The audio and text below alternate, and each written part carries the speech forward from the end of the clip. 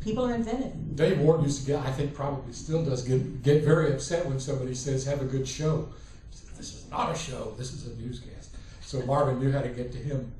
I thought, during my time in Houston, I have been exposed and known two people that I consider to be unique individual journalists who are like phenomena that God knows how they happened and I don't think they could ever be repeated. One was Alvin Van Black, and the other is Marvin Zindler. And I cannot conceive, I just can't see how that would happen again. It's like lightning striking. It's like everything coming together in the right place at the right time. Marvin was I'd love to know what was going on in his head up here.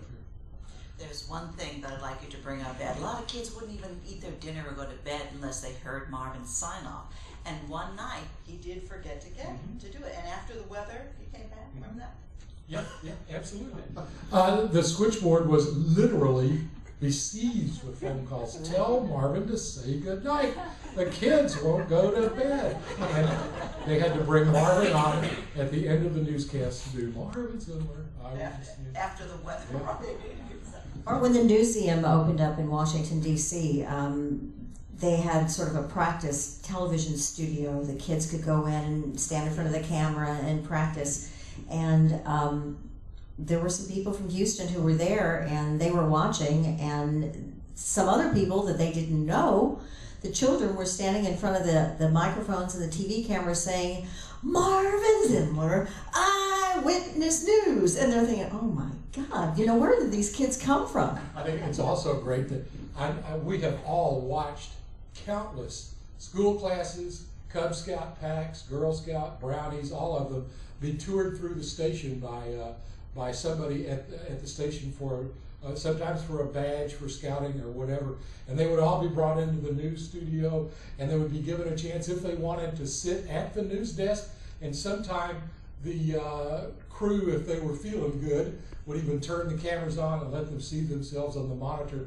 And you always knew that when the kid sat down in the chair and looked at the camera, the first thing he was going to say is Marvin Zindler, Eyewitness News. It just got, it's so funny. I'm sorry, Bob? Marvin was totally unique. There will never be another Marvin Zindler.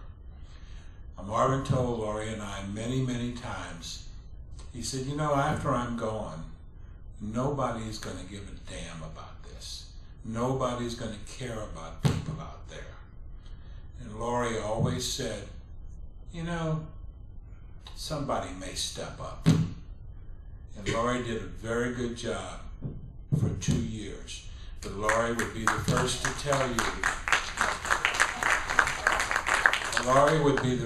tell you, and told everybody that I'm here to help in Marvin's name. I am not Marvin Zindler. I'm Lori Reingold.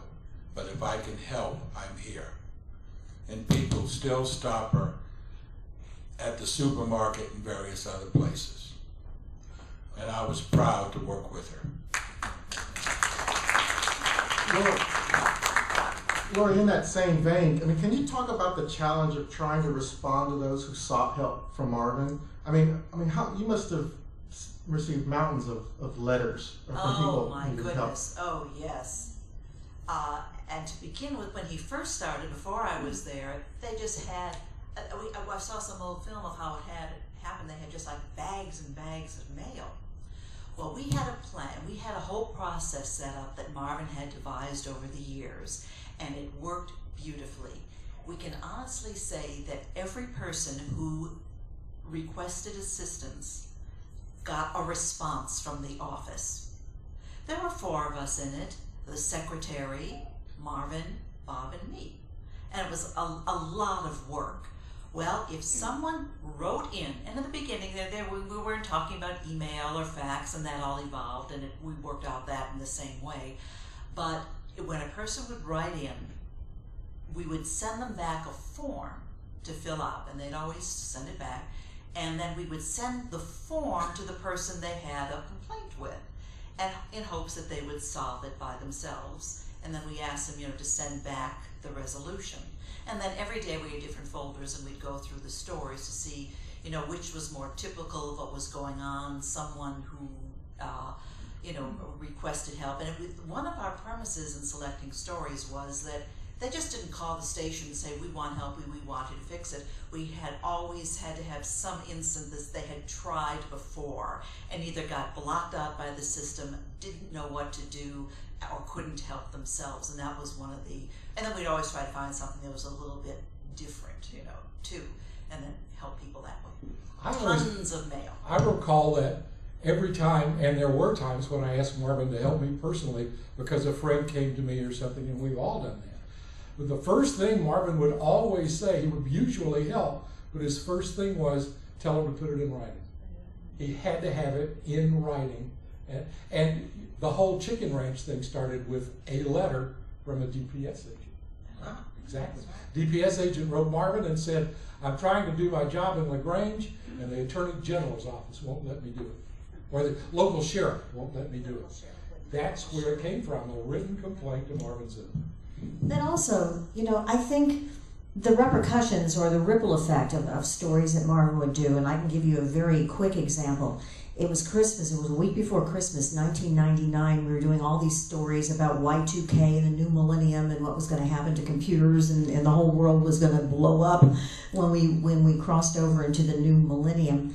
And Marvin was getting ready to go on vacation, and I had a phone call from the former Lieutenant Governor of Texas, Ben Barnes, saying that there was a little Russian orphan who desperately needed heart surgery and was going to die if she couldn't get heart surgery. And could I get Dr. DeBakey to do the surgery? And I said, no, I'm going to call Marvin, and I'll get Marvin to get his pediatric cardiologist to help this child. I said, but how are you going to get her here? He said, don't you worry about it. We'll get her there if you can get the surgery. So Marvin was getting ready to go on vacation. I said, Marvin, you can't leave yet. I said, and I explained what the deal was. He said, I don't think they'll let that baby out of Russia. I said, Marvin, the baby's going to get here if you can line up the surgery for her or a doctor to see her. And he did. The child had surgery the day after Christmas, and I went to see her. She was hand carried over here with her doctor from the orphanage there in Russia near Siberia. And as a result of the stories, not just the surgery to save this child's life, and it turned out to be a fairly simple surgery where just a hole between the different chambers of her heart. I went to see her in the hospital, and this little child was standing up in her crib, and she was just smiling at me, and the force of her personality just almost knocked me off my shoes. I thought, my God, this child, what an amazing child. Well, Marvin, Lori, and Bob actually did the story because Marvin was on vacation.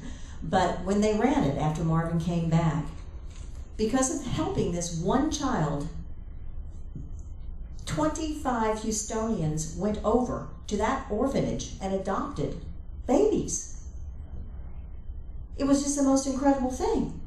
And the doctor who had carried the child here was telling us about another orphan who was 13 years old, whose aunt was the janitor in the orphanage and was an alcoholic, and her father had committed suicide after her mother died of cancer, and it was just the saddest story.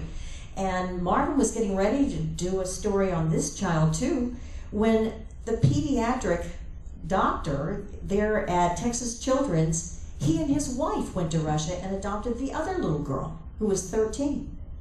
So there were 26 children who were orphans, who had a new start on life. And that little baby who had the surgery was adopted by a family in Clear Lake.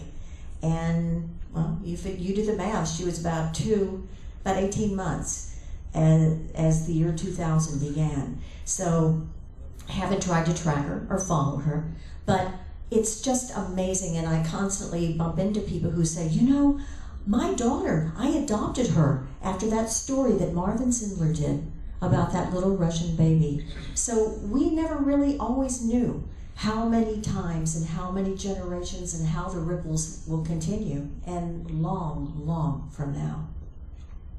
And one more point, we could only do 4 stories a week because Friday night was, of course, Rotten Road Report. People would not know. People will not go out and eat until they watch Rat Roach Report. You know, I guess we made it possible for more obesity right here. But many of these stories were helped not on television.